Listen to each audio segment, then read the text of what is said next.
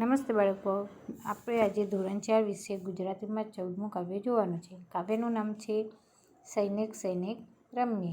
એના લેખક છે ડૉક્ટર પ્રકાશ દવે. તો હવે આપણે આગળ કાવ્ય જોઈએ.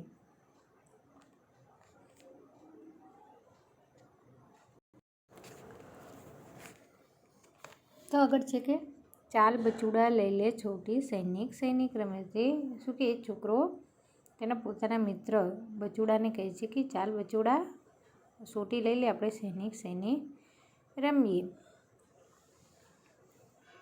માથે મજાની પહેરી ટોપી ગલીએ ગલીએ ભમીએ. શું કહે છે? આપણે માથા ઉપર સૈનિકની ટોપી પહેરીને આપણે ગલીએ ગલીએ ફરશું. હાથમાં સોટી લઈશું અને માથે સૈનિકની ટોપી પહેરીને ગલીએ ગલીએ ફરશું. હું પપ્પાનો કોટ લઈ આવું, તું લઈ આવને સીટી.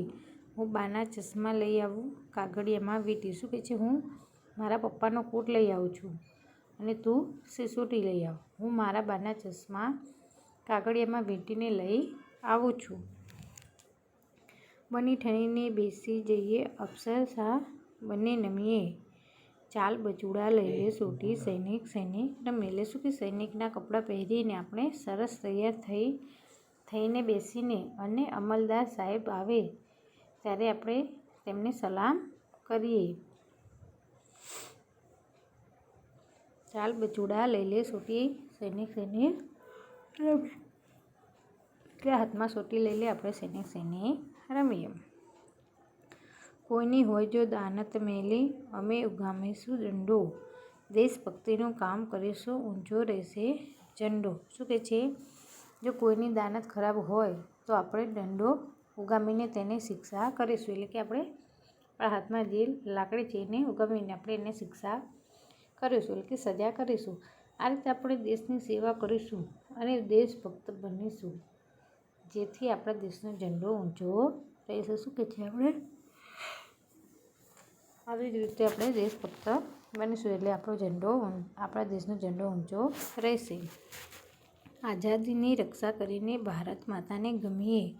ચાલ બચુડા લઈ લે સોટી સૈનિક સૈનિક રમીએ. શું કહે છે? આઝાદીનું રક્ષણ કરીને આપણે ભારત માતાના ગમતા થઈએ.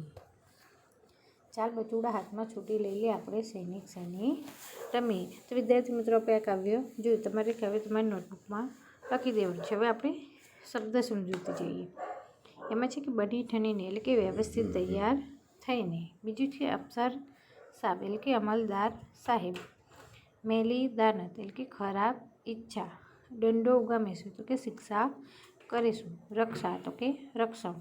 તો આ રીતે વિદ્યાર્થી મિત્રો આપણે કાવ્ય પૂરી થાય છે અને શબ્દ સમજૂતી. તો તમારે કાવ્ય અને શબ્દ સમજૂતી તમારી નોટબુકમાં લખી દેવાની છે. હવે આપણે આગળ સ્વાધ્યાય આગળના વિડીયોમાં જોઈશું.